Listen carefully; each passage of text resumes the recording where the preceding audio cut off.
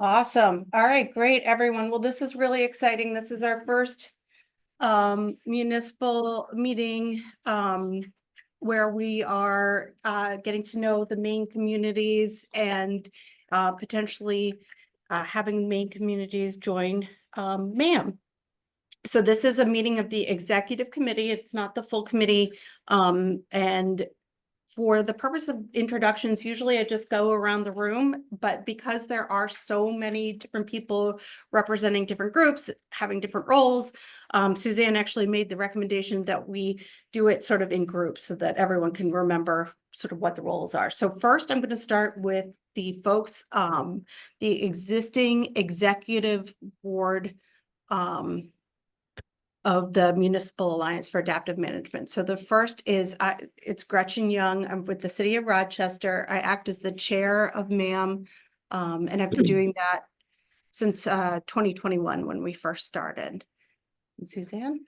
And I'm Suzanne Woodland, City of Portsmouth Regulatory Council, and I was responsible for drafting some of these initial documents and being involved in the permit discussions. So I've got some history. And then our other member of the executive board is the City of the City of Dover. And here today is Tim. Do you want to introduce yourself? Yeah, Tim Poltz, Dover. I'm the environmental project manager there. That's right. So we're just the executive board, and that's all it is for this meeting, but I'm gonna also introduce the other MAM members. Ariel, would you like to introduce yourself? Yes, I'm Ariel Wright. I'm the plant manager of the Newington wastewater plant, and I'm a voting member. Yes. Yep, and she's a member. And then I do not see any other MAM members, but speak up if you're out there. But typically, I think you all know we've got Exeter, Epping, Milton, Rollinsford, Newington. Did I miss anyone? No. So those are all the members of the Municipal Alliance for Adaptive Management. Milton is here. Sorry. Nope, that's okay. Who's here? I'm Richard. Yeah, Milton. Sorry about that. No problem. Representing. Milton. Not a Milton. Thank you. All right. Okay, so the next we will go to, how about should we do stakeholders or go to Maine communities? Let's get the main communities grouping, and then we'll introduce all the other wonderful people who have been through many of these meetings before. Yeah, that sounds good. Okay, then I will turn it over. Hi. You probably started with the most complicated one. But Okay. So my name's Christy Rabaska. Okay. Hi, and I'm an independent consultant. Yep. And I do the MS4 work for the municipalities on the Maine side. So I do work for Kittery, South Berwick, and Berwick. And I'm here today also working with the South Berwick Sewer District and the Berwick Sewer District on this project. Excellent. Great. Jessica Kellogg, Town of Kittery Public Works Inspector. I'm the MS4 coordinator for the Town of Kittery, and I'm here with Tim on Zoom. Tim, did you want to introduce yourself? Yep, Tim Babkirk. I'm the superintendent for the Town of Kittery Sewer Department. Great, thank you. Okay. Mike Tibbetts, Superintendent, Berwick Sewer District. Excellent. Scott Perry, Superintendent of South Berwick Sewer District. Excellent. Jay Wheeler, Administrator in Berwick. Excellent. Terry Damaris, I'm here with Wood Engineers representing the Berwick Sewer District. Okay. I'm Chloe. Hi, Chloe. I'm really Okay. Scott Simpson and Brown Caldwell also. We're here with Jessa and Kittery. Okay. Yeah, so Brown and Caldwell's here in multiple roles. Okay, so you guys are here with Kittery. That's excellent. Okay. And then do I have any other folks, Maine community folks who are remote? And it doesn't look like we do. Okay, then I will, Sarah, do you want to introduce I'm yourself? Sierra Keenan. I'm an engineer at Brown and Caldwell also, and here at Stacy as well. Yep, and Stacy, would you like to introduce yourself? Hi, I'm Stacy Villanueva. I'm with Brown and Caldwell. We are technical advisors to NAM. So it sounds like Brown Caldwell is here in a couple different capacities, but Sierra and Stacy work as our technical advisors, as they mentioned. And they assist us with looking at a lot of the water quality issues that are going in the Great Bay. Stacy and there's another gentleman, Clifton Bell, who have extensive understanding of watersheds, estuaries, how water quality, what the impacts are going on, how to understand data and how to really sort of understand what we need to be looking for. So they act as our technical advisors. We have the group MAM has a contract with them to help sort of decide what studies we need to do, what we need to really be paying attention to. They help us. Then we'll introduce the next group, but they help us determine what science we need. They take the data, they help analyze it, and they're currently writing an end of permit cycle report for us, sort of synthesizing the data that we've collected so far. So that is their role for us. Next, Kala, I'll go to you. Sure. Kala Matzo with the Piscataqua Region Estuaries Partnership, PrEP for short. And we're the local national estuary program in the area, mostly in New Hampshire, because 42 out of the 52 municipalities that deliver water to the Great Bay Estuary are in New Hampshire, but 10 are in Maine. So we are a bi-state national estuary program, and we're based at the University of New Hampshire. Great. And Chris? Real quick, Oh. I guess Kim Average doing that. Oh, thank you. Sorry, guys. Thank you. And get you broke. Thank Okay. There's Jake. Oh, and Jake. Jake Roger is here from the town of Epping, and Kim George is here from the city of Dover as well. So we won't put them on the spot, but all right. Abigail, good timing because we're on prep, but we'll let. Yeah, Chris and then Abigail sitting here. Chris Whitney, I'm PrEP's data scientist. Great. Abigail, if you're there. Thanks, Gretchen. Good afternoon, everyone. Abigail Lyon, Community Engagement Manager with the Piscataqua Region Estuaries Partnership, or PrEP. Thank you. Okay.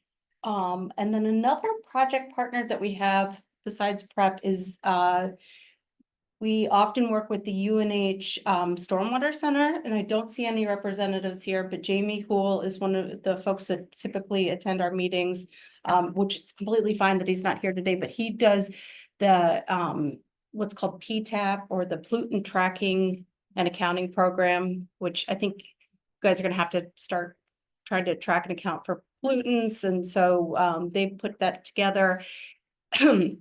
Quick background on that project. It's about 20 years now that they've been working on it. Maybe not quite, but certainly, well, Tim, I don't know if you know. Yeah. So it has been an extremely organic process where they've involved it's been in New Hampshire, but the New Hampshire communities.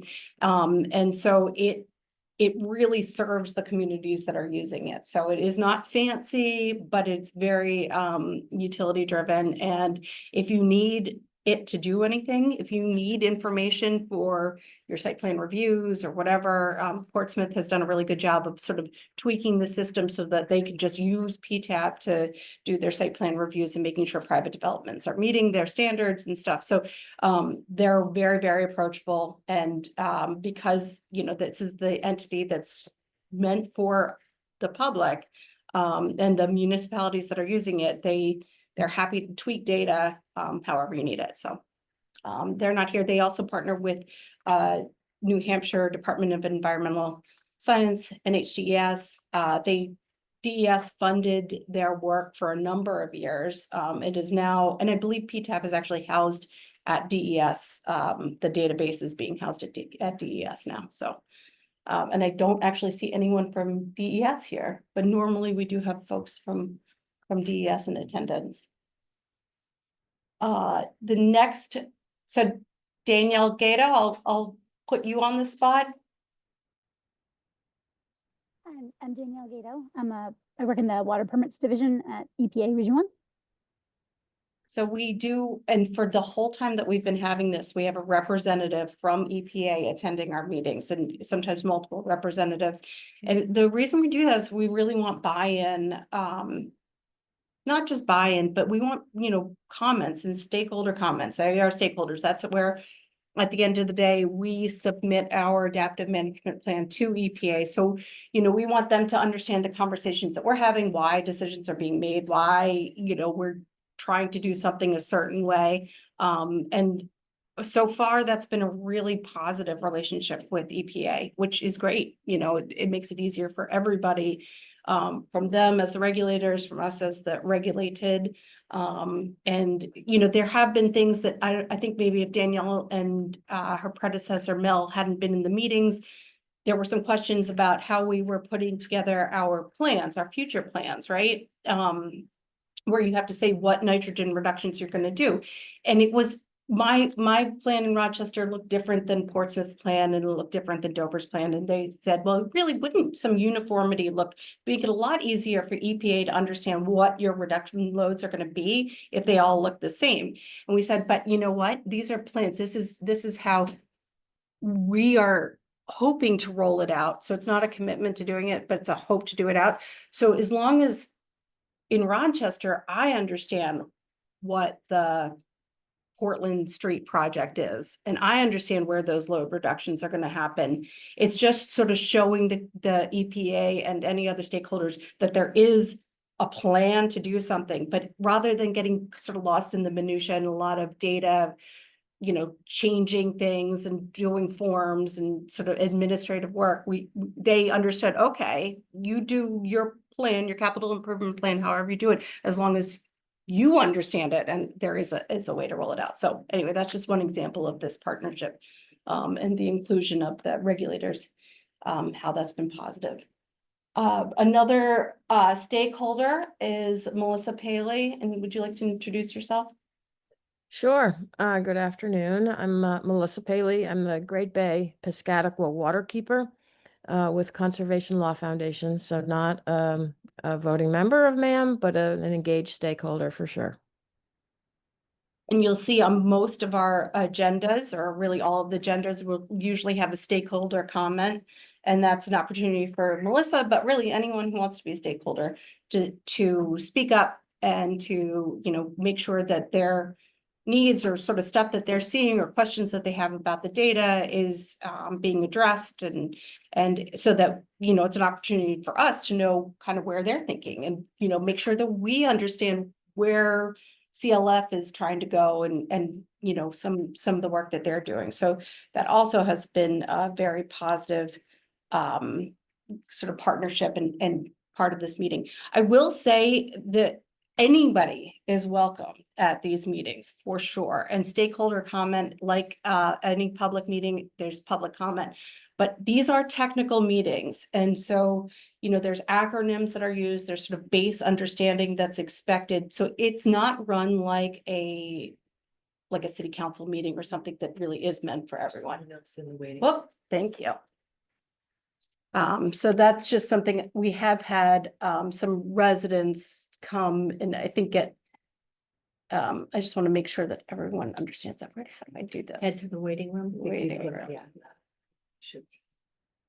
What? It's not there.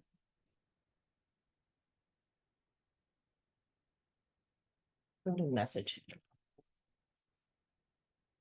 Oh, it's the waiting room. If you X out that little comment, you Yeah. can now send nonverbal feedback. If you X that out, I think you'll see that. Did I X too much out? No. Go back to participants and see if it gives you the. Yeah, the full list. Yeah. There you go. No. Oh, it doesn't. There that you is go. weird. There it is. Just figured it was James. Yeah.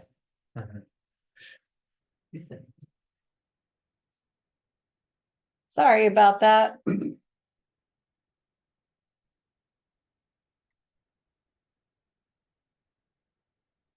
He had a meeting till noon. and Okay. Said he would be here about.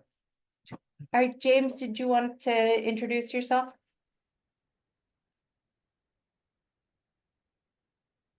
Can I hear my name? Yeah, I'm just giving you an opportunity to introduce yourself. Thank you. Hello, everyone. James Bellissimo, Director of Planning and Development for the town of Berwick. Hi there. Thanks for joining us. Wow. We were just sort of wrapping up introductions. And then one other person, I see Jim Steinkraus. Jim, did you want to introduce yourself? Hi, Jim Steinkraus. I'm with Rath Young Pignatelli, and I represent the city of Rochester on permitting compliance matters. Nice to meet everyone. Great, thank you, Jim. And so Jim is a good example of, so some of the larger communities just have more resources. So the city of Rochester has a long relationship with Rath Young and Pignatelli and Jim Steinkraus in particular. They've helped the city with all sorts of permit compliance. And so we, the city, pays Jim to sit in on these meetings, listen to these things, give feedback. So, you know, you have the benefit, the group is benefiting from that legal perspective, because the larger, you know, one of the larger communities brings that. Much the same, some of the expertise that are brought, City of Portsmouth has allowed us to have Suzanne Woodland, who over the years has played a number of different roles in the City of Portsmouth, and yet continues to manage to make time for us consistently. And that has been excellent. And I think we're going to get more of her time maybe now. I don't know. We'll see. She's officially retired and part-time. And but there have been times when it's just her schedule is insane. And yet she continues to be able to give time to this. So that I think that's to the benefit of all of us that are in the group. And with that, did I miss anybody? No. All right. Thank you, everyone. So then we will move into item number 2, which is discussion of the intermunicipal agreement. And I'm going to turn it over to Suzanne to maybe give some background and talk about procedures. Yeah. Jake Roger just jumped on too. Jake has been on for a little while, but Jake, if you'd like to turn on your camera and introduce yourself, you're welcome to. Sometimes I don't like to put it on the spot. There he is. Hey, sorry, Jake Roger, Town Administrator in Etling. Great, thanks for joining us today. No problem. Okay. Great. So again, I'm Suzanne Woodland and I work with the city of Portsmouth and have been involved really from the get-go and actually from before that for many years on behalf of the city of Portsmouth. First, just a housekeeping. So thank you all for writing your names and who you represent. Because I kept trying to take notes and follow the emails and I thought, you know what, I really need like a cheat sheet. So what I'm going to do, and I did grab the folks off of Zoom, as you introduced yourselves and your names there. I will actually have someone, type this up pretty and maybe group it in terms of who the members are and then who's representing whom or for which community and who the consultants are who are representing those communities, because I know it would be helpful to me and I'm happy to share it with you. So I will go ahead and work to do that. So thank you for that. All right. So let me give you a little bit of background on the intermunicipal agreement. Let me share with you how it works and then some timing issues and some things that I think you, the main communities, will want to consider as you decide whether you want to be involved in this entity, if you will, called MAM. So as EPA was looking to regulate the Great Bay watershed communities with regard to nitrogen, in lieu of sort of doing individual nitrogen limits for each of the communities and the permitting entities or the permitted entities, EPA chose this kind of broader general permit structure. And so when that decision was made by EPA and it, we got the draft, and then we looked at from the New Hampshire side, how are we going to work together to take advantage of this innovative opportunity to be engaged in more of an adaptive and kind of flexible framework to basically further do study and analysis of the stressors in the bay, particularly as they relate to nitrogen. But as you'll see, if you've looked at our language, we're not only tracking nitrogen, we're looking at sediments and algae and other pieces in there to really get us, try and understand better kind of what the drivers are for the health of the estuary. And so with that, we developed this intermunicipal agreement. And originally it was really Dover, Portsmouth, and Rochester who were kind of carrying that initial burden of setting something up. And then we invited the other communities who were going to be regulated under this permit to join us in that effort. Now, has everyone who wanted to see a copy of the intermunicipal agreement, have you found it? Has it been circulated to you? Okay. So you will see, because it's been a long time since I looked at it, but you all made me go read it again for this meeting. I'm like, oh, okay, I really was thinking ahead of time, and so was Josh Wyatt and other lawyers. Because we envisioned that the Maine communities might, in the future, want to participate with us. So it is really well set up already to invite and allow your participation. It is so easy that you don't even need a vote of man. All you need to do is fill out that little, we'd like to elect to join, and you could be a participant. So what that means is, though, is you should really understand kind of the history, and I think this is the perfect opportunity to kind of understand how we've been working together for the last couple years to kind of look at the adaptive management plans that we have done. Really that Gretchen has done a laboring work kind of organizing with each community, then kind of filling in the details for what they need in their community, and make sure that that works for you.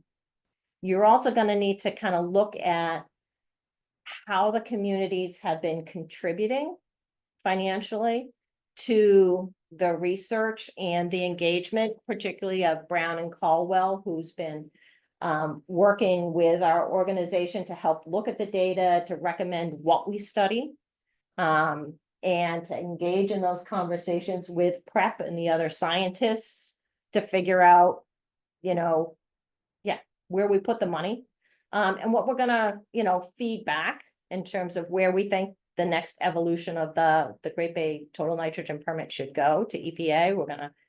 Here's where what we're thinking we should do next, and kind of get some feedback from DES and EPA. So from my perspective, it is less about the process, because it's so easy for you to participate, but to see, is this the process that's going to work for your community?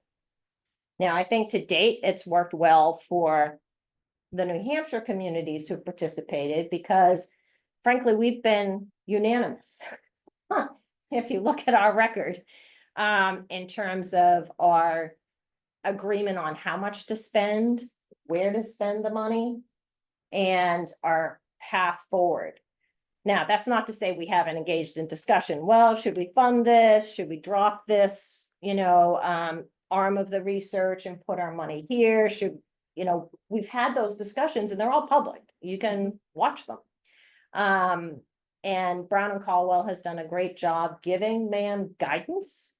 And it's also been a great venue, as Gretchen kind of emphasized at the beginning. It's been great often having DES representatives and EPA representatives and our PTAP friends, at the table, PrEP at the table, so that we can all in one place communicate what's working, what's not working, what are we overlooking, and get on the same page relatively efficiently.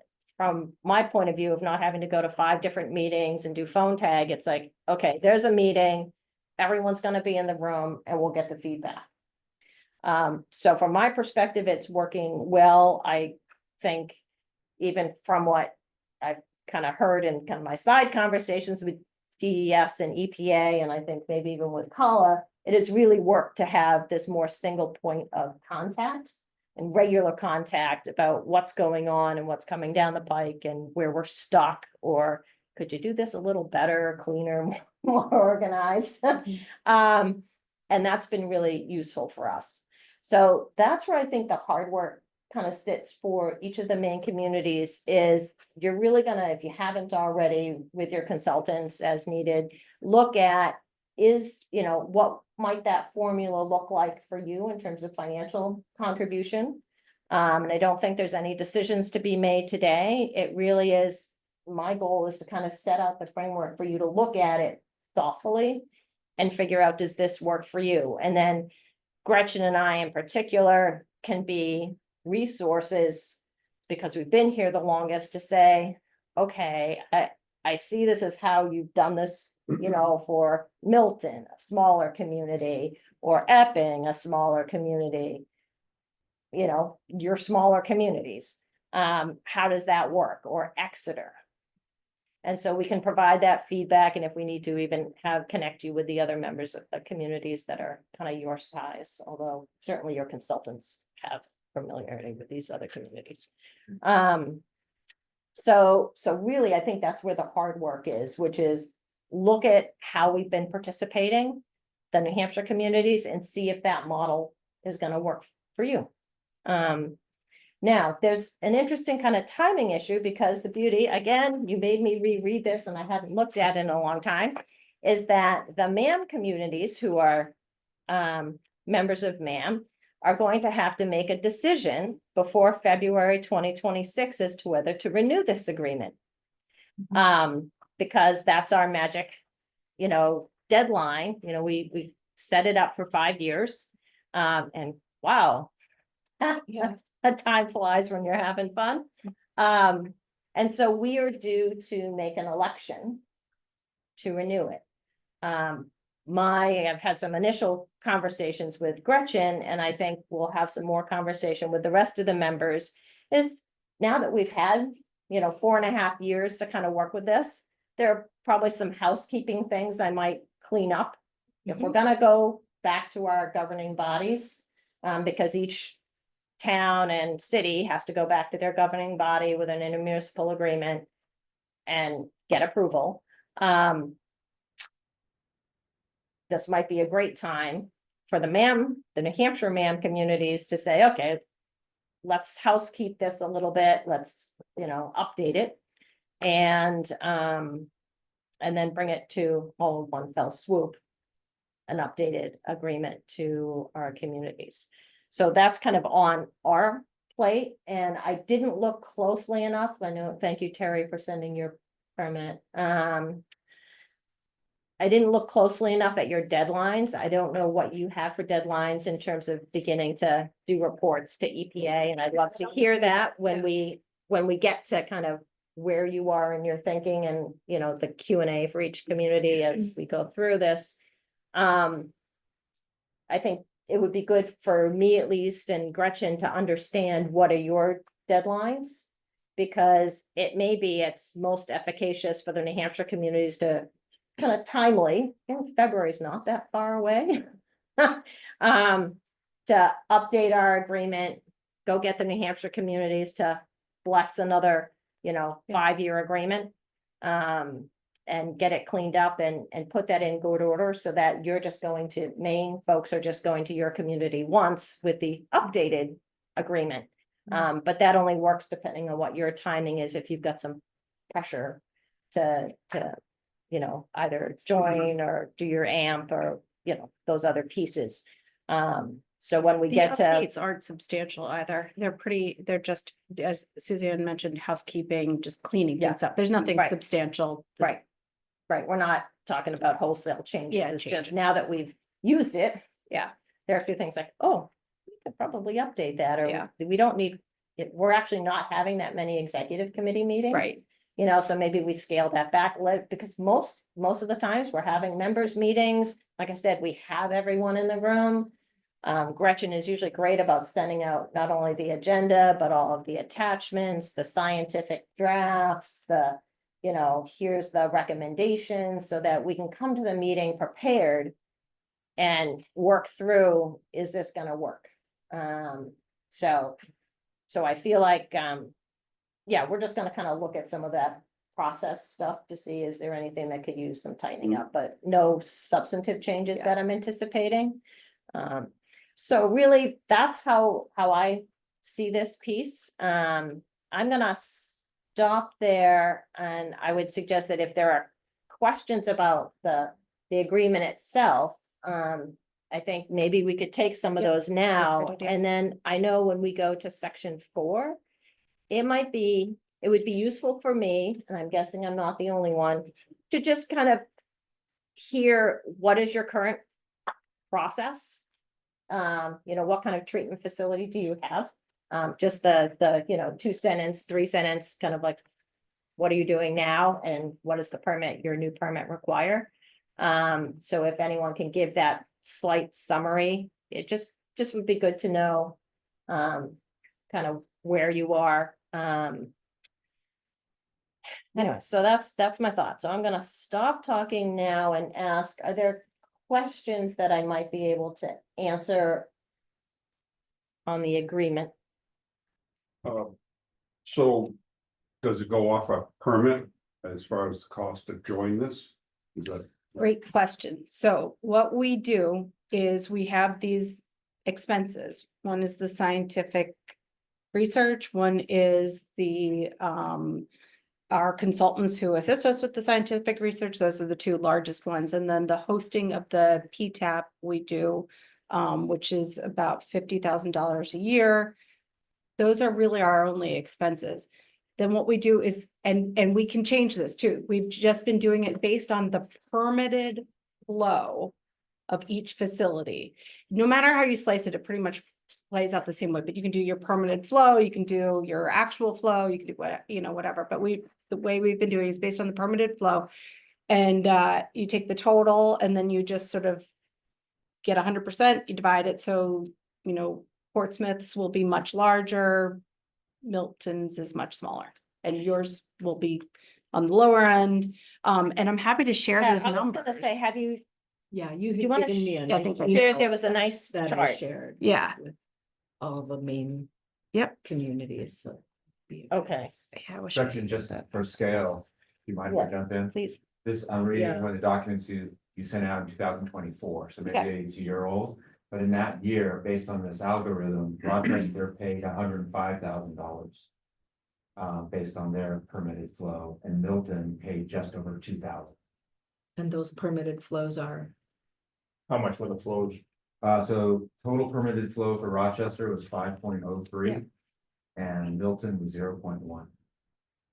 And so then they do the share, they break it down, and then that's how you get your, is that right? Correct. Yeah. That's See, the exactly- town like Berwick, we're kind of a little bit unique because we had a tannery in town. Yeah. So we have a big, I say big, not big, Yeah. you guys, 1.1 million.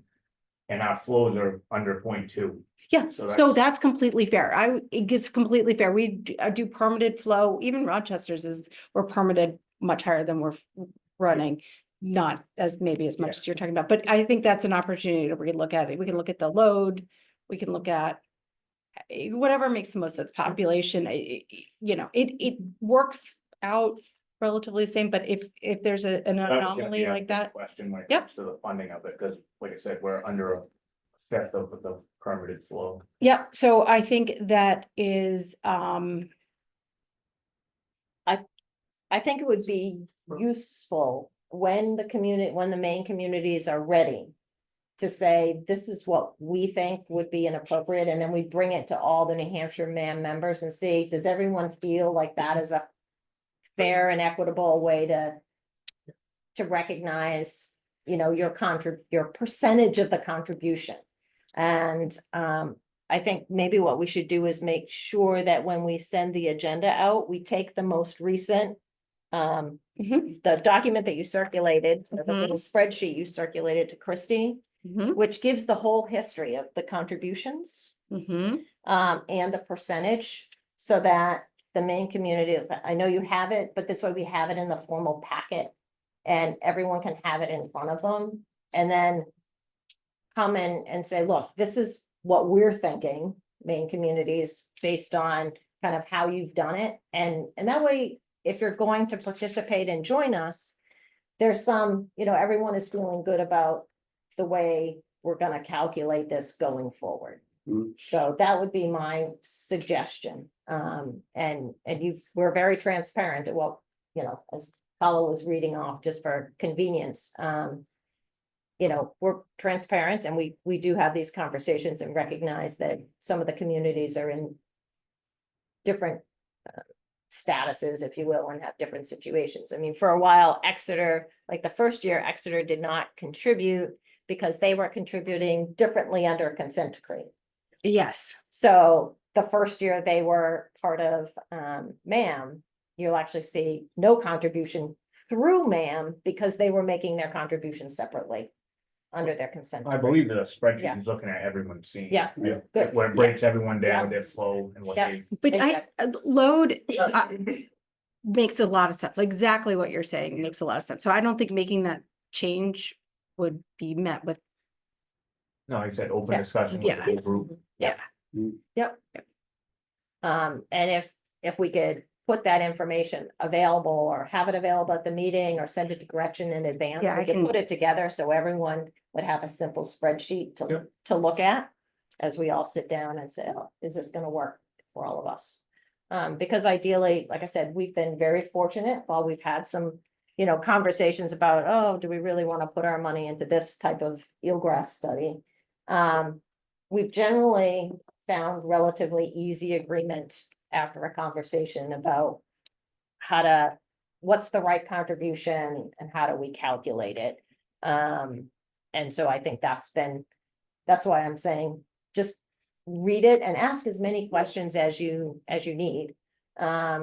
To see, is this gonna work for your community? Like an average flow for the year. For the past well, 5 right, years. your load is based on, I believe I read in your permit, same as ours, is based on historic flow, and then you get a load based on that, right? So if you did based on your permitted load instead of your permitted flow, it would do that. So I think there's a pretty obvious way to change that, and it would, so far it hasn't really made much of a difference, but in a situation like that, it would, so.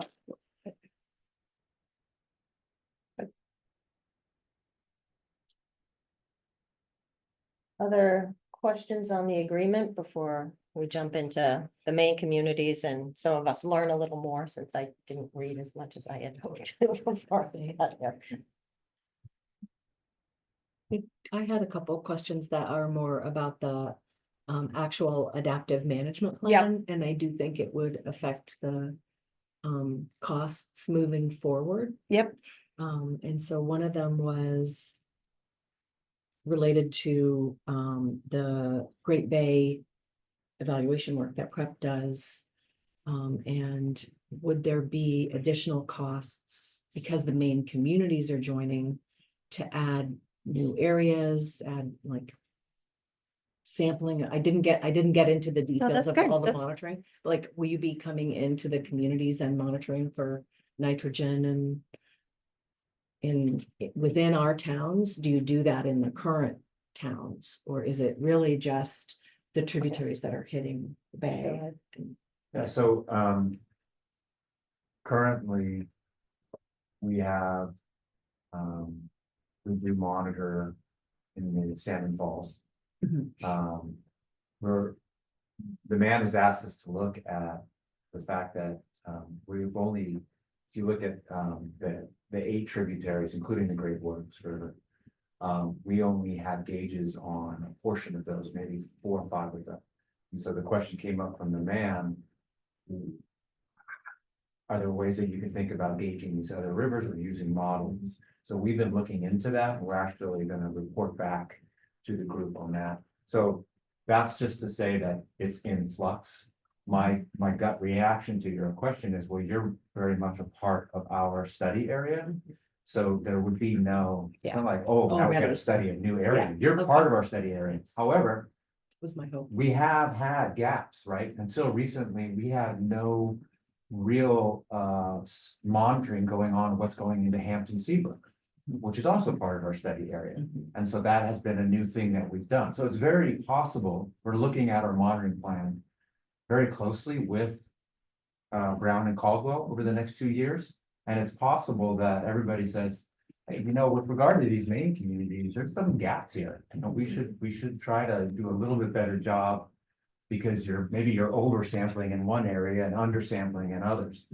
So my reaction to your question, Christy, is that I don't think that there would be an additional, it would be the additional or actual less would just be a part of our overall, let's look at our monitoring plan over the next 2 years. Very good. Yeah. Does that fit? I Suzanne? agree. I mean, the beauty is when we sit down and listen to the recommendations from PrEP in terms of what it recommends for kind of understanding the health of the bay and where we should invest our environmental dollars. We get the input from Clifton Bell and Stacy and the Brown and Caldwell team. And then we have these discussions. Where does it make sense to invest our resources? So I'm not seeing as an exponential addition, but as Kala talked about, it may be, well, we've got pretty good data over here, so to speak, in this area of the Great Bay Estuary. And now with the addition of the main communities, maybe we shift as we look, because we try and look kind of longer term, like over the course of years, what's the data coming in? Now, a lot of that is, of course, going to have to be reevaluated as we look at possibly less funding from other sources because of the changes at the federal and state level. And I can tell you, I am not anticipating that MAM is going to fill huge gaps of loss. So we may have to, make some really hard decisions over the next 5 years of where we take our modest dollars. If there's no match anymore or other contribution, or at least not at the same scale, and have to really make some tough choices about where we invest those science dollars, given the changing dynamic. Because we're not anticipating that MAM is going to pick up all of those shortfalls. We're just going to have to maybe make some hard decisions over the next couple of years about how to deploy the resources that we have based on, what we continue to learn. And that's why it's adaptive, because we get the feedback about what we've learned so far from the scientists and then try and work collaboratively to figure out the next step. Does that answer the question? Yeah. Now, how does the total maximum discharge limit study that we do fit into all this? Do you want? Yeah, okay, so what I was thinking of doing is opening up our adaptive management plan, which goes through the criteria that you have to do, and then we can touch on each one of those topics. Does that make sense for everyone? All right, so I'm gonna show. I had one other thing. Yeah, sure. based on- It's kind of, it's kind of blending in both. Yep. The main communities, I think all of us, I can't remember who's in, I think Somersworth, but we've been doing a river study for 20, 25 years, maybe 30 years. Yeah, I saw that. And wasn't sure if some of that stuff could be brought into there, maybe credited as, hey, they're already, we spend a lot on that every year. And that's not going anywhere, so. That's the kind of conversation to have and pieces to flag, because as we mentioned with Exeter, for a couple years, or at least the first year, they did not contribute to MAM because they were already spending separately. And I think it's a conversation to say, does it make sense for you to just record it kind of off book, but we kind of note it? Or do we roll it in and it becomes a more comprehensive part of the database? Because part of what I think Kala and the DES team have been good about is trying to make sure that all of that data is available for everyone to really, noodle over. Yeah. lack of a scientific. If you would mind So sending me a link to that. that- work. that Chris brings and I up a question for Kittery. Kittery similarly has already been doing a lot of water quality work under Maine DEP QAPs. And I know currently Maine DEP is not part of this. Is Maine DEP going to be part of this? You have DES and EPA. So to me, I think it would We make would- sense to have DEP. We would as a welcome partner it. as well. Yeah. Obviously I can't force them in. Right, right. But would the water quality work that's happened for the last 12+ years in Kittery be at all beneficial to this group? Even if that water quality work is not specifically tied to a location where Tim's sewer department discharges. I don't know what level of closest you're needing, but it's. Be very helpful. And I've chatted with John Mallory and Greg Wood from, Okay. and they're very excited about this. And I think they would be. Okay. And I think the data you're talking about would be very helpful to us. And to answer your question, just kind of like from, I don't know, take a step back, but from what I understand, the folks that sort of advocated for Maine's permit to look similar to New Hampshire's permit were envisioning this continued group work. So if we start finding that, you know, the work that we're doing, DEP it doesn't meet what they want, you know, then maybe everybody has to take a step back and say, well, you know, we can certainly adjust to make sure that it meets what DEP wants, but you know, I think the goal was to make it so that it all jive together. If it can't jive together, then the folks that were advocating for us to work together are, you know, have to maybe rethink what they're advocating, you know, because if it can't work together, then, so I think it's going to, I'm hopeful that there is going to be buy-in, and I think the reason they were advocating for Maine's permits to look similar is that they were hoping to get, and I think that you guys were specifically, there was advocacy for you to work with MAM too, right? So I think I have not heard anyone tell us that what we're doing is correct, but that is as close as you're gonna get to, you know, so that's all I can say. I mean, if it's not right, we all have to think about it. Yeah. Yeah. Coming from like Greg Wood, he was like, go work with them guys. Yeah. I mean, it was Yeah. kinda like, Yeah, And go I, this way. yeah, rather than create a whole new. Right. Right. right. Right. Yeah, and I, not to jump ahead or anything, but you know, all of both the South Berwick and the Berwick permits kind of boil down to our special condition K, which they added into the wastewater Yeah. permits. And those are just, you know, parallel Yeah. language to, you know, what's required for all the adaptive management. Yeah.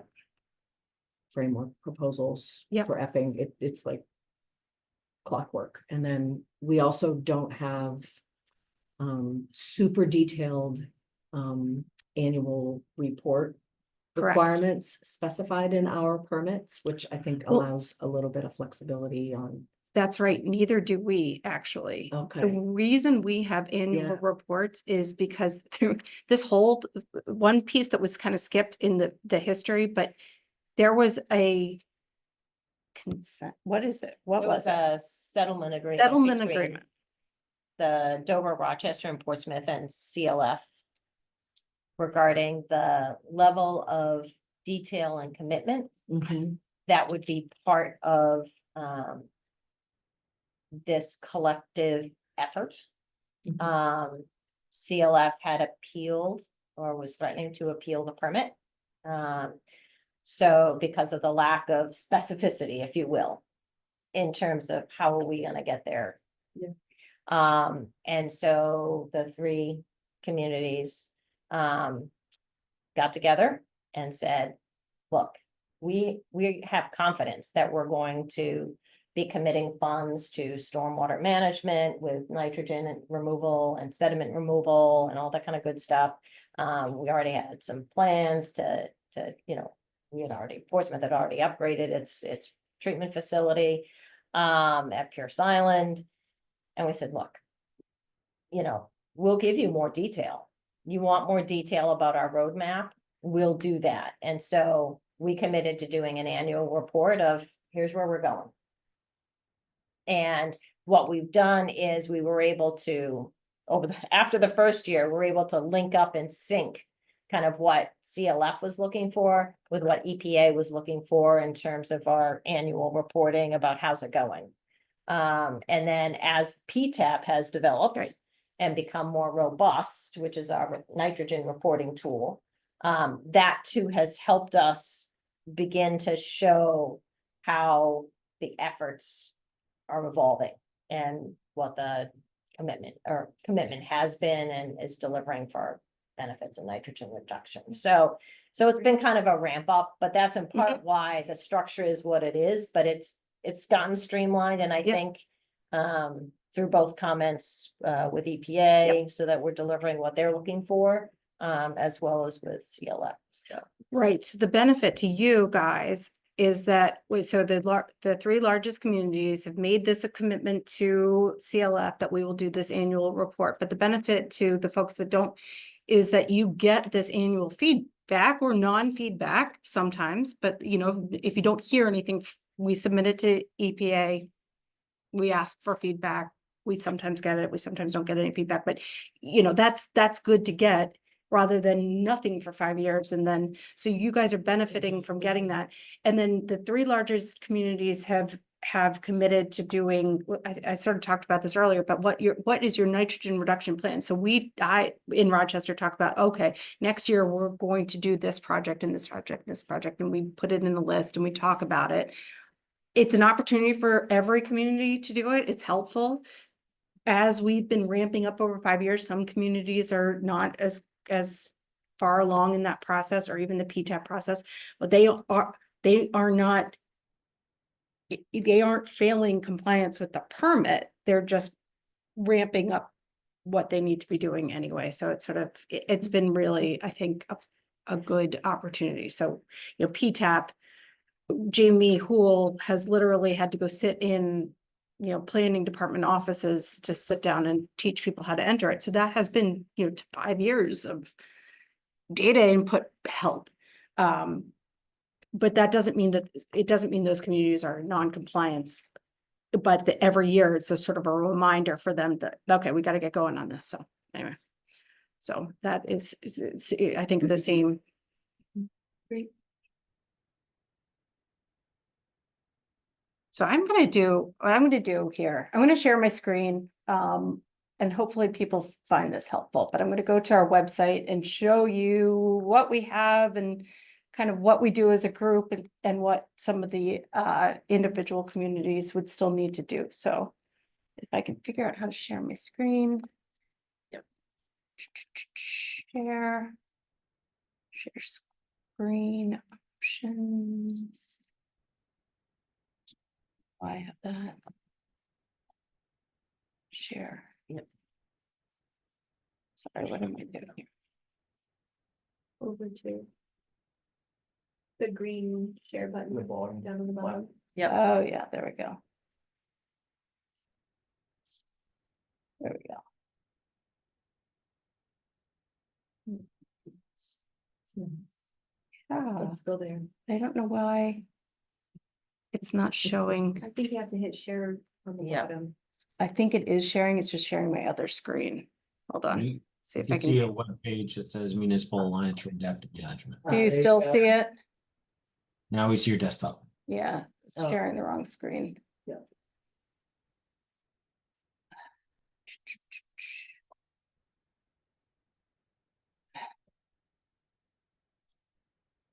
I want to share this. Share that. I don't think that's being shared. It's not circled. So Yeah. I think you need to go, I'll guide you. I do this all the time. Oh, there Okay. you go. No. Is it? Are you seeing the website now? Yes. Awesome, Awesome, guys. and Sorry. Website. Okay, so this is their website. So it's hosted on the City of Portsmouth's website. And they've got a handful of things that they've got up here, but we are the Municipal Alliance, so you'll click on that. And then go down. Thanks for. So it just has a little bit of information. Now, this is not, we're not spending a ton of money on websites. Right, which is good. So, some of the governing document and resources, this has all of your intermunicipal agreements.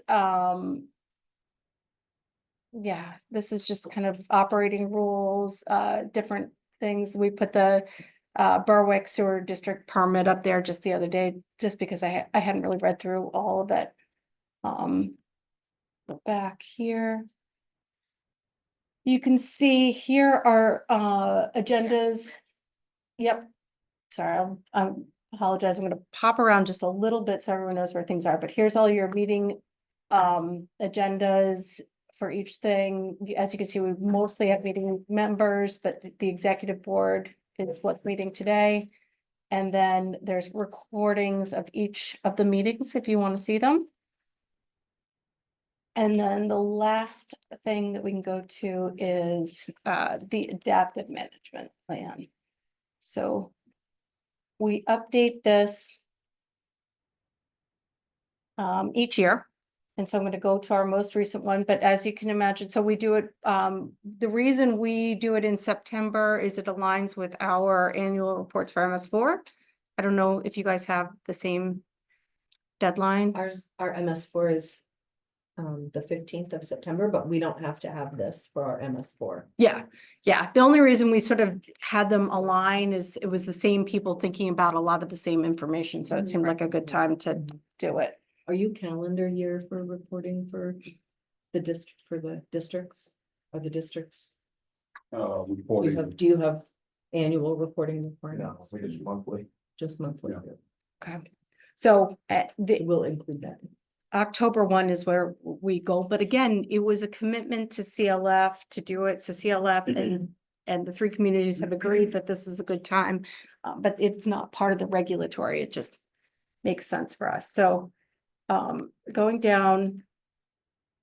So here's your table of contents. So these are the five items that are required for adaptive management. This comes straight out of the permit. So your ambient water quality monitoring, you're tracking your total nitrogen, overall source reduction. Then the D has to do, that's a very scientific one. So you'll see we have other people help write that. And then your timeline for completion of the TMDL or ARP. And can you remind me what ARP stands for? It's an alternative to a TMDL. I can't remember exactly. I know, I was trying to think of it. Advanced Restoration Plan. There you go. Thank you, Stacy. I knew someone out there. Okay. So we just do a general update and there's nothing really big in here, just kind of letting folks know what we've been working on. Kind of the added work. We like to tout some of the large numbers that we've got for non-point source and also point source reductions. How much funding is going in here, just kind of a recap of the work that we've been doing. And then your monitoring. So this is straight out of what's required for the monitoring. And then we just summarize the scientific monitoring that we've been doing. And this is really largely Brown and Caldwell makes these recommendations. Sometimes we fund everything that they recommend, sometimes we don't, but that's kind of what informs this information. And Brown and Caldwell really populates all of this section for us. So keep going down, you can read all of this in more detail if you'd like. And we always talk about stakeholder engagement, which I think is really important because this is such a collaborative effort, Here we go, methods to track reductions and additions. So this just talks about our PTAP. This right here, we talk about what PTAP is. We talk about how PTAP is town by town, you project by project, site by site. It's a little bit. We also take every 5 years, we do a snapshot of like the larger land use changes so that you can see from a larger scale how pollutants may be adding or changing. And that process it's a continued discussion on how best to look at those. But anyway, so that just describes it. But each individual community has to populate the PTAP. So you can either do it with your, consultants and planning board applicants can put that information into PTAP and you just approve it, or you can do it yourself. However it works best. Like I said, Jamie McCarty has really dug in and has made it part of his planning board approval process, and he's done a great job.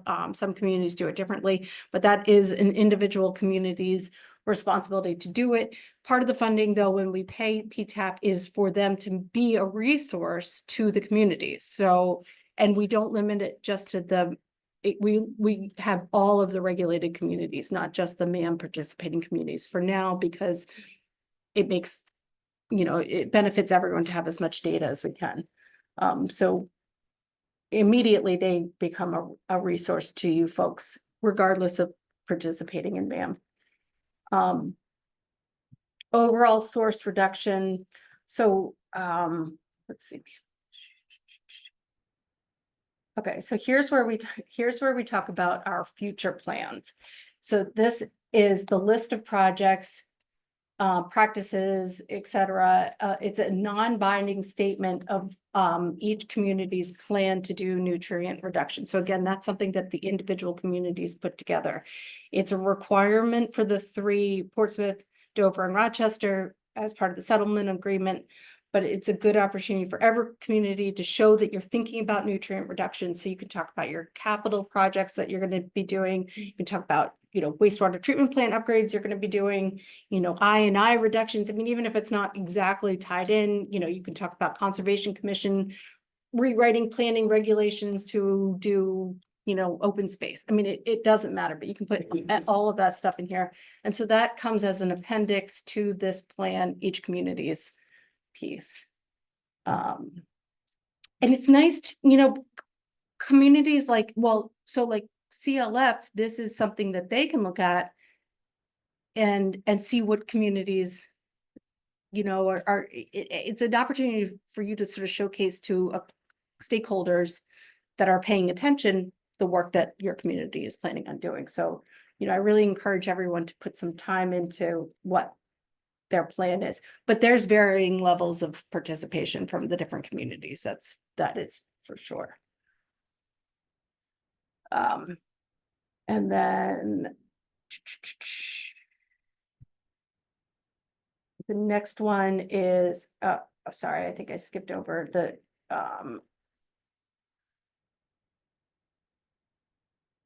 yeah, this is outlining, section D outlines the scientific research. Oh yeah, this one, we get a lot of help. This is your comprehensively evaluating significant scientific and methodological issues. So this is talking about how, so they say, okay, I think everyone's seen the 100 pounds per hectare per year. And we say, maybe that's right, maybe that's not right. And so they say, okay, well, you need to do a transparent discussion of like how you're reviewing nutrient loads, how you're reviewing everything that's going on, that would eventually get us to either a load-based threshold or a plan. So this is all of the different research that we're doing, how it could inform either a load-based TMDL or if it lends itself to a different type of plan. So this is the summary of the plan that's being done. Now, as part of this, there's a commitment at the end of year 5 to do a comprehensive report on all of the research that's been done. And we are currently, Brown and Caldwell is working on that comprehensive report that would go beyond just sort of updates of what we're studying, but it really kind of synthesizes the data and makes sort of recommendations for next steps. But again, this is not individual communities. It's really done by our consultants. I have been doing a lot of just sort of bringing it together, making sure it reads well, and then sending it out to everyone, make sure everyone is in agreement. And then we all have at least 1 or 2 meetings ahead of submission. We have our first one next week, and then we'll have at least probably 1 more before submission of the adaptive management plan where we vote to submit. So you know, if you have issues, those can be voiced then. And then the timeline for completion of the TMDL or ARP, and you'll see it says, you know, really ultimately NHDS is the one that would do the TMDL or the ARP. So it's not the communities, it's not PrEP won't do a TMDL, but we, you know, this is the information that we're gathering. This is the timeline that seems to make sense. So you'll see that kind of just outlines that. And this doesn't really change over the years, but now we are in this, as you can see, end of our first permit term. So here's where we're sort of making recommendations for what we envision that second permit term looking like. And so this, not this year, but next year, this might have a revision. Certainly the first permit term piece would come out. And then we just get into the appendix. So, you know, description of the MAM funded work. This is where your PTAP printouts will be included, your anticipated work for future years, and some other scientific information. So kind of blew through that quickly. I see a lot of eyes glazing over, but I just want to show you. So that is, I think, you know, a real benefit of working together is not having to do this. So this was That's- the annual report. Yeah. And it just lays out exactly what they asked for. It's the exact things from the permit. Each thing has the language of the permit and then how we're addressing it. So that, you know, if we're doing it wrong, because a lot of it is vague or, you know, it's adaptive, which is great. But, you know, now if this isn't how you think EPA, this should be playing out, you know, there's opportunities for feedback. And like I said, we have not gotten specific feedback. The best feedback that we've gotten is the encouragement of other communities to join, both in New Hampshire and now Maine. So, you know, I think that's some buy-in, for sure. Yeah, the more the better, right? Right. How long does it take, do you think, Let's to stop. make this, if we want to join? I know we're under a time limit. Yeah, I was thinking about that. So both the Berwick and the South Berwick permits were issued final. And we have deadlines to submit our adaptive management framework proposals to EPA and DEP. And the Berwick proposal is due December. Mid-December, I believe. Yeah, one is December 17th. And the other's December 7th, so. South Berwick is December 7th. Berwick is December 17th. So, yeah, well, I was gonna So, say, but the way we can do it is, that was sort of. Yeah. Yeah, probably what you're thinking too, that it's a adaptive management framework proposal. If we can't get the documents signed and the votes done, we can still say we're making progress towards joining, and it's the intent, and if you can get the, you know, signatory election to join page submitted by the time we submit our thing, that would be good. Yeah, by December. So, yeah. I mean, how has that process been in the past for a group to join this So time-wise? I don't know if Jake, and I don't blame him if he's doing other work because that's, I'm not gonna, if he doesn't answer, but Epping recently joined, and yeah, you can speak a little bit to the process, although I think you guys even went above and beyond, but in creating their adaptive management, what they were able to do was really just be on that's their adaptive management is our adaptive management. The biggest lift for them is going to be the list of future projects that they're going to do, and then sort of populating PTAP to the best that they can. And so those are the individual things. Yeah, go ahead, Jake. Right, so are you saying it's due this December?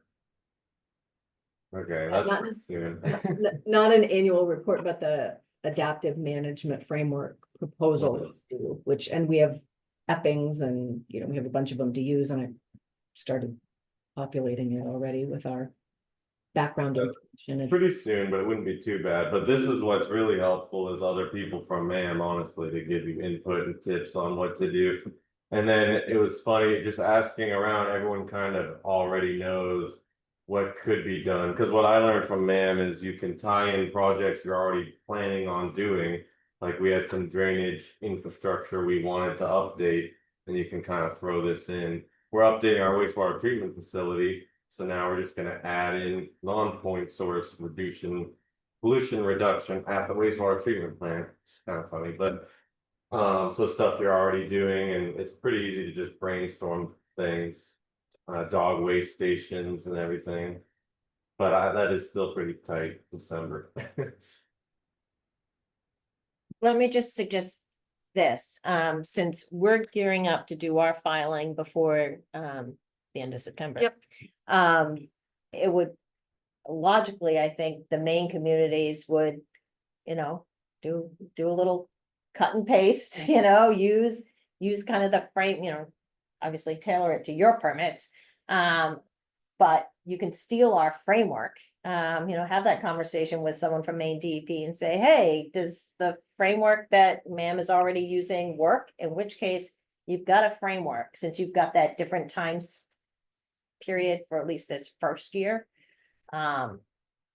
You know, without giving you legal advice, you know, the caveat. Not legal But advice. but I think you could have that conversation, at least for the first year, to meet your deadlines then, and that's why I was kind of curious what your deadlines were.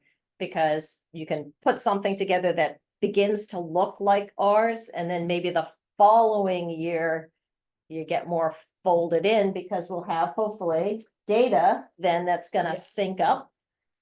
And kind of be more comprehensive once we kind of understand what the main communities have, and we'll continue to be studying.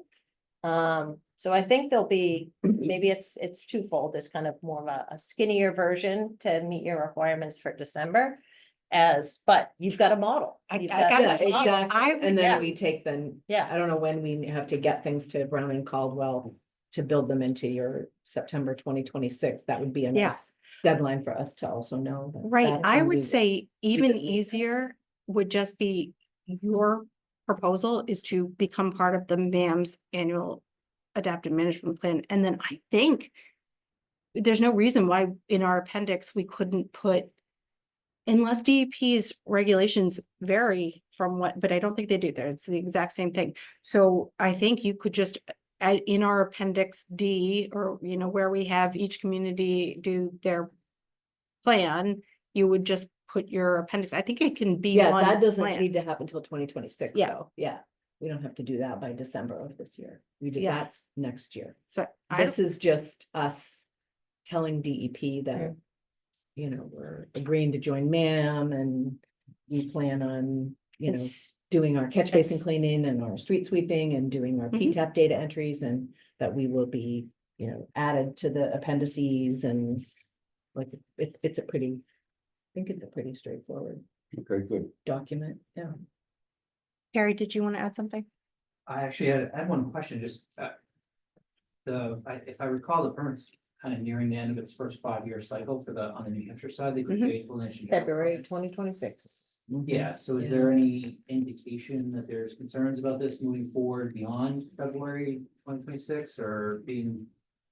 We're- Continue. yeah. We're looking forward to having some conversations soon with EPA, DES, and see what are they thinking. Now, part of it is we're putting together the science piece with our Brown and Caldwell sort of report. And so they may be waiting for that, but we are looking forward to getting some guidance sooner rather than later about whether they have a view in terms of, you know, the 4 options that they can take under the permit in terms of, you know, renew it, change it, administratively, just let it go, you know, and see kind of what their thinking is if they've looked at it at all. Of course, given the changes, you know, maybe it's hasn't quite bubbled up and hit their radar yet, but you know, perhaps, I don't know, is she still here?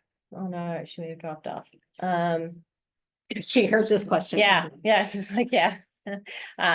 yeah, Danielle was on here. So there are some conversations that we're hoping to have in But the ag- near term. Again, we have not been Right. told anything.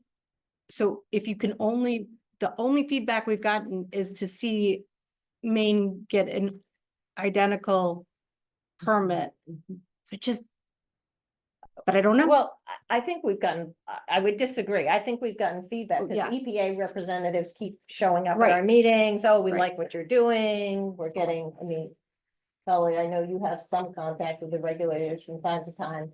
You know, I think our sense is they're happy with the way things are going. Certainly from some of the DES representatives, they appreciate the contribution, the continuing look at the science and wanting to understand how do we spend our environmental dollars and our wastewater dollars effectively.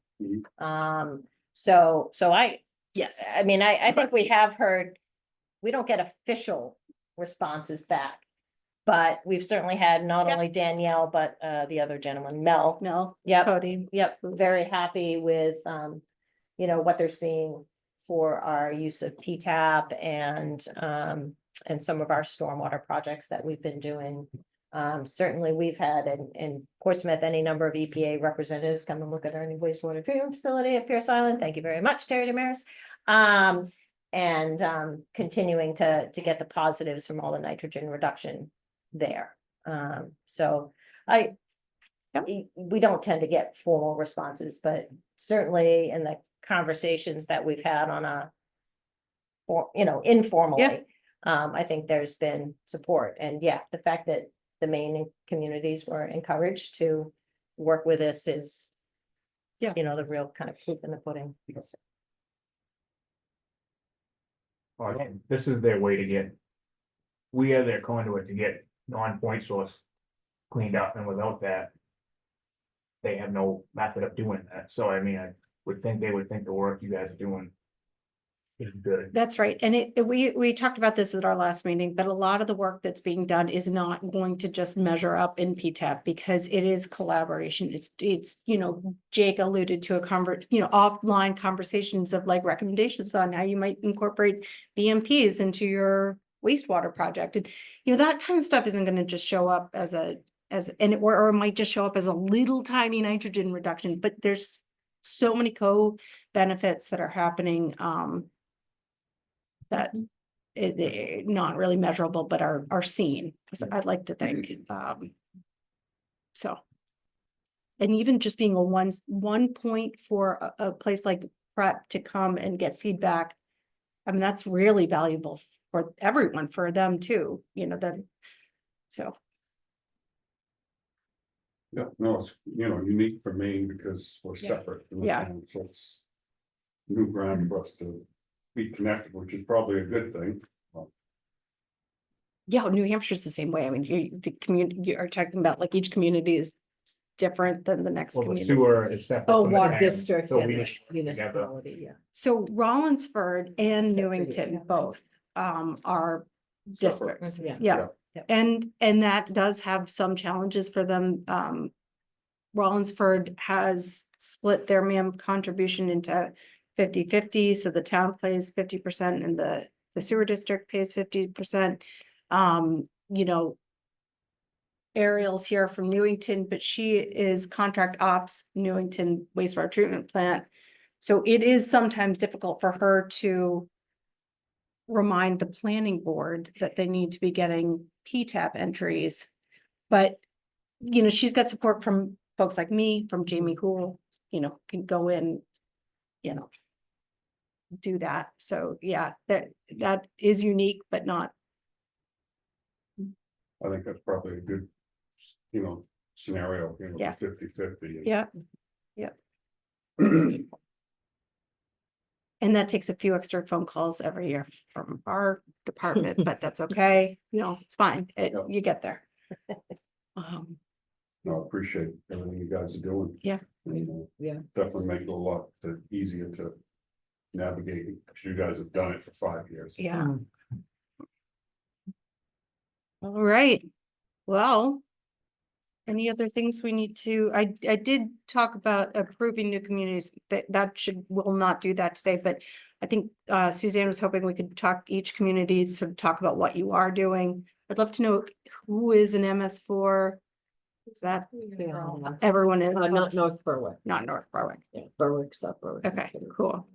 Do you want to start with South Berwick? Talk about what you're doing. Yeah. So it's the town of South Berwick. And I'll let the wastewater folks talk about what they're doing on the wastewater side, but I can talk about the non-point source pieces. So yeah, it's an MS4, and so is Berwick. And they both do their, they use vac trucks for catch basin cleaning, not clamshells, so it's good. I do know some communities are still using clamshells, but and then the street and annual and multi-annual street sweeping, just there's a lot of good street sweeping. Those are usually third-party contractors. We did just get a final low impact development requirement issued on Friday. Our MS4 permit was modified to include low impact development requirements. So all the municipalities will be updating their ordinances for LID. And that does include some nitrogen reduction requirements. So that's good. And our threshold for that is 1 acre of disturbance, which is a different definition of disturbance than in New Hampshire. So our definition is as soon as you clear and grub, you're required to then implement low impact development on that, even if you are replacing in kind. So it's a little more stringent than I think the New Hampshire definition of disturbance. And that's true for all the communities or just the MS4s the will have to MS4s? implement this, yeah. And then Gretchen, you were very kind to say that you would share that requirement, or that I think the city of Rochester has in Portsmouth, that to have those developers do their PTAP data entry. So I'll be doing that ordinance update work on the MS4 side under a contract to the communities, Kittery's included.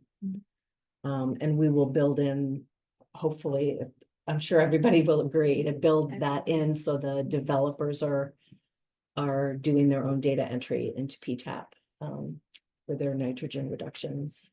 And that will also minimize the district's expenditures because they're having to pay extra to do that PTAP data entry till we get those ordinances passed.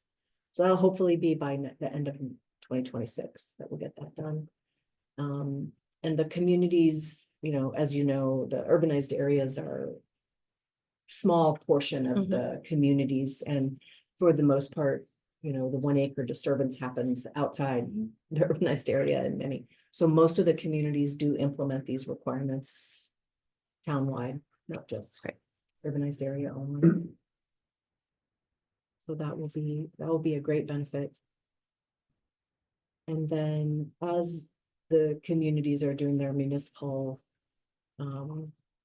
infrastructure upgrades, they are incorporating stormwater treatment systems that do have nitrogen reduction. So, Berwick just did James spearheaded a huge project to treat many acres of road runoff right before it hits the Salmon Falls River. That's great. Great Falls Park, so, and then fire department upgrades, any of those, we always install stormwater BMPs. Great. So there's a lot going on in the non-point source piece, and a total nitrogen permit is 15 pounds. Yeah. It's a rolling average, 7 months. Yep. We're getting ready for a major construction. We just signed a state involving loan application. We got approval for that. Great.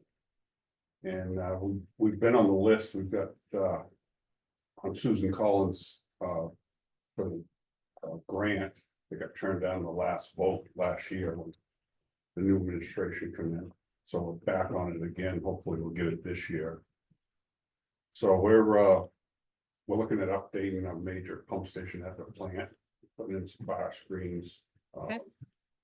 We've done $1 million in upgrades in infrastructure in the past 5 years, in control panels. So far, we've been meeting that permit. It's been dry, so that's helped us out, but we're definitely banking some really good low numbers. Great. Yeah, the operation there, it's a twin SBR facility. It runs really, really good. Great. And what do you typically have for average flows monthly? We're licensed for 0.56 and average is like 0.3.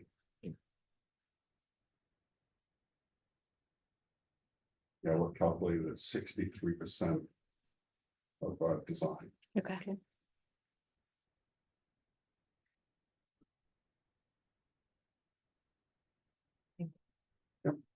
In Berwick, we got an extended aeration tank, aeration system, a new permit. I believe it's just like a hold the load is how they made it, so it was based on the higher flows, but it's 31 pounds. We just had our first month of treatment and we're down around 5 pounds is what we're producing. That's awesome. The permitted flow, like I said earlier, is 1.1. Right now, I'm barely over 0.1. I'd say on average, I'm around 0.2. We are currently looking into doing an upgrade to try to get that total nitrogen down. I don't know how much lower I'm gonna get it because I'm already down around a 3 or 4. But it'd be nice to consistently get it under a 3 in case we do get hit. If this doesn't work out, then we'll be there. So we're not far from there. We take a lot of septage and grease, which helps us fund the treatment plant. Since the TAN meeting, when they left, they took their loads and their money. Yeah. So we've been able to rebuild the treatment facility for the last 8 years since I've been there, since we've was able to bring in that extra income. So it's pretty impressive. We're getting down in the 3s and 4s total nitrogen with all the load that we're putting through the facility. That's great. Right. Tim, do you wanna jump in on Kittery's? Sure. Kittery, we have an SBR treatment plant, 2.4 MGD permit.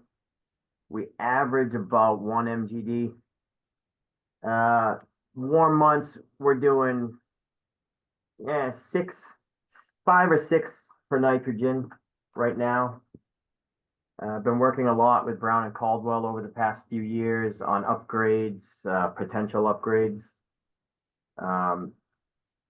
And still working with Maine on a permit, which kind of got stalled due to our lack of town manager right now.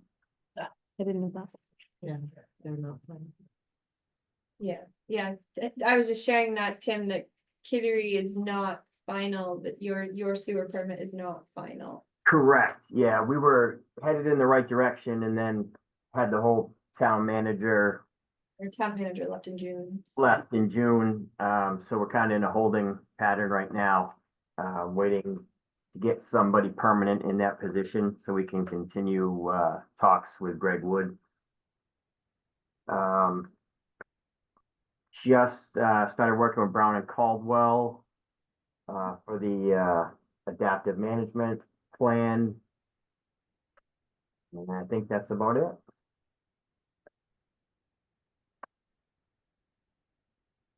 Great. Okay, I think that kind of sums that up.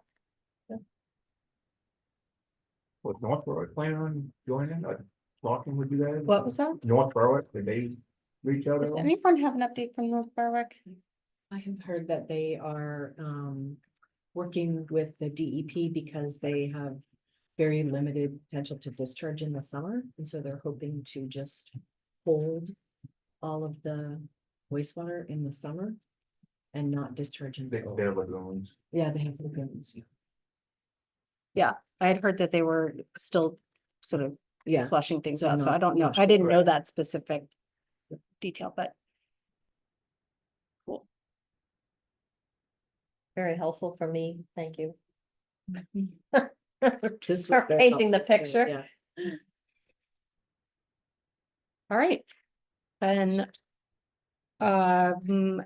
any other discussion about sort of these items before I move on to basically finishing up the meeting? I think just some good logistics or Yeah. administrative Yeah. deadlines would be good for people, Yeah. like, you know, do you need this? When would you like to see something about the calculations moving forward? Like recommendations, when's your next meeting? And should Yeah. be some, you know, some target dates. Well, all right, let's talk about those. So to be included in this year's submission, I would highly encourage you. So what we're gonna do is next Thursday, same time, we're gonna have our members meeting discussion. It's mostly gonna be focused on this year 5 recap. But then also we'll set a time, you know, reminder, everybody needs to update their plan. There won't be huge changes to the adaptive management plan that gets submitted this year, other than the PTAP submissions. Those were run already because the PTAP submissions end July 30th, 31st. I can't remember how many days, but anyway, August 1st is, you know, that's the new year for that. So that gives us some time for them to finish their PTAP submissions and then we get it. So that's already been run, so that you wouldn't do that until next year anyway. And again, you have time to gear up on that. So putting things into PTAP and having everything in PTAP are two different goals. And I don't think anyone has everything in there. So, so that PTAP, you would just sort of try and gear up for next, end of July. If you want to include your future projects in this year's submission, you could, but I can't see you really needing to do that. So I think you know, you're welcome to attend next week's meeting, and then at next week's meeting, we'll make one more meeting to approve the adaptive management, probably in early September. I don't know when that's going to be though. And then for us, we have a deadline to submit our recap, our 5-year recap by the end, is it February or end of this year? I think it's December. We were shooting for December Yeah. because the permit ends in February and we need Yeah. to get DES Yeah, input. So sooner yeah, so we're, rather than later, if we get it that's right. done. And that, I don't think Maine is beholden to that, of course, because that's the end of our permit term. So, you know, if I were you, I'd pay attention to that, but I don't think you have to get anything to us. So, you know, in order to be in the next, we'll do funding discussions typically in October, November. And so, you know, it might be nice to know exactly where you're thinking, you know, because I think to be part of MAM, you would want to be participating in the following fiscal year, the calendar year, I apologize. And so, so you want to be part of that, you know, and if you're a voting member, that would be a good time to be a voting member and have that approved. And that date, you know, we're a little bit flexible, but it needs to be by the end of the year so that the communities, especially the cities that aren't town meeting, are able to appropriate those funds earlier on. And then if there's science that they need to start getting their stuff. So the cities really try and have that done by January 1 so that we can get our funding out, so that the science and research can start in the spring. So is the September, October-ish meeting where we would come from Maine and say, hey, this is That what would be we'd like perfect. considered with loadings or flows. I But- think that would be a perfect time to do that. And then we could have the revised Agreement, cleaned up. housekeeping. Yep, in and get November. Approvals from our other communities, so Mhm. it's just done and out of the way. So Mhm. are we on your email list now? So when you send out to that other, I believe so, but we will also, I can go in and just make sure everything is there, and they're coming from me. I mean, again, we cut costs by not having, you know, there is, you know, there is no entity. So it's a lot through me.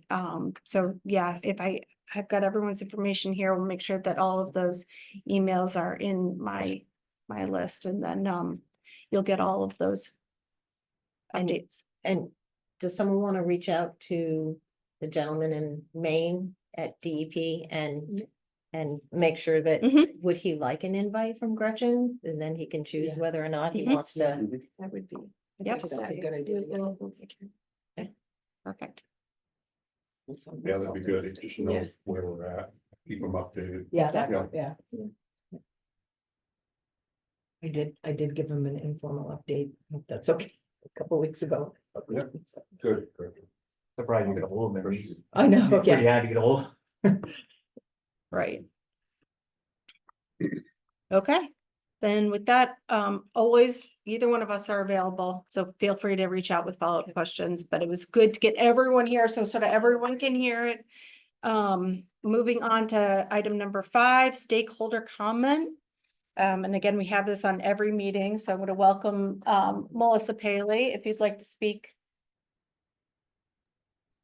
Yeah, thanks. I mean, this has been an amazing conversation to listen to, and you know, I think maybe just for the Maine communities who are kind of probably drinking from a fire hose, kind of in trying to understand what this is all about, I I would just say that, you know, it's really been a long-standing, well, for one thing, Conservation Law Foundation has been working to reverse, you know, declining health trends and water quality impairments in the rivers and bays in the watershed for a very, very long time. And one of the approaches that the communities were really asking for a long time was flexibility in how to deploy dollars, as far as whether they were required to achieve limits of technology, effluent limits at the wastewater plant, or to do more non-point source management to achieve water quality improvements. And the permit, you know, that the total nitrogen general permit that was, you know, issued with a lot of engagement from the municipalities, it gives exactly that kind of flexibility. And that's kind of how we ended up here, you know, was because it does enable the municipalities to determine where they're going to get the biggest bang for the buck. The MAM has been a remarkable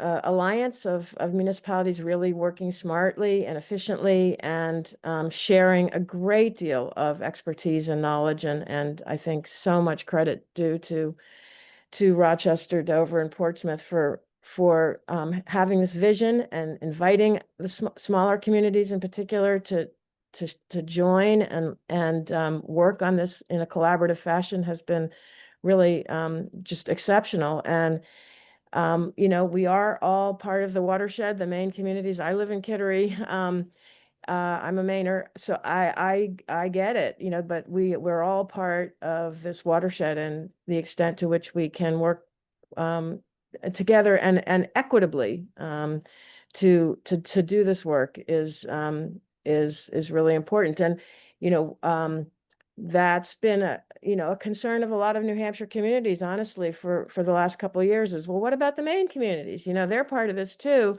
And you know, New Hampshire communities have been asked to do a lot.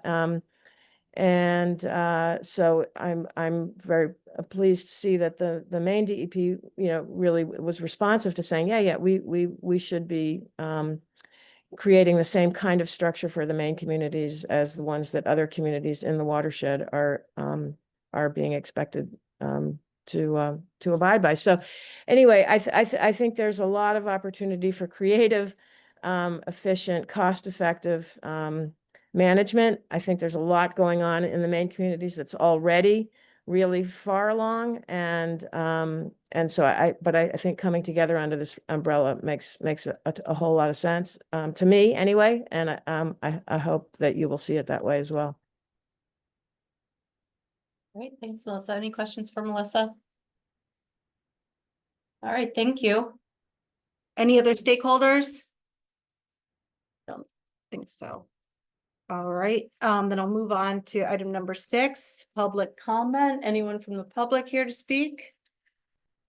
I do not see anybody. I think honestly, I think this is a carryover from a previous agenda, so I apologize. We'll skip over 7. Any other business? Then motion to adjourn. So moved. All right, Tim, you want to second that? Second. Second, awesome. All right, all those in favor? And we're good. Thank you guys so much for you. coming. Thank you. Yeah, this is Stop great. the Thanks recording. everyone for Oh, yeah. hopping on. What do you do? See, thanks everyone. See, it's a Fine. team effort Great. here. How do I You're making it stop up. recording? Thank you. Wow, I got the better end of that deal. Call us anytime. Sure we learn a lot from chatting with you, so it would be great. Thank you. Abigail's gonna come to our Oh, September there you meeting. go. Yeah, Have you going? talk about public